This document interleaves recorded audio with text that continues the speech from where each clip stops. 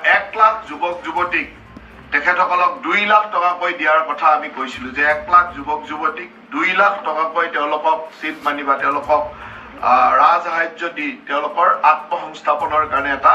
ব্যৱস্থা কৰাৰ কথা কোৱা হৈছিল বাগানত আমাৰ গোটেই অসমতে আৰু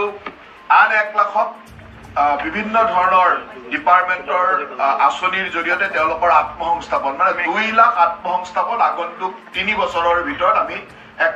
পৰিকল্পনাৰ 3 বছৰৰ ভিতৰত 2 লাখ আত্মসংস্থাপনৰ কথা কোৱা হৈছিল 1 লাখ চাকৰি চৰকাৰী চাকৰিৰ নিযুক্তিৰ পিছত 2 লাখ আত্মসংস্থাপন আমাৰ চৰকাৰৰ এটা বৃহৎ সিদ্ধান্ত আছিল আৰু আপোনালোকক জনাবলৈ পাই সুখী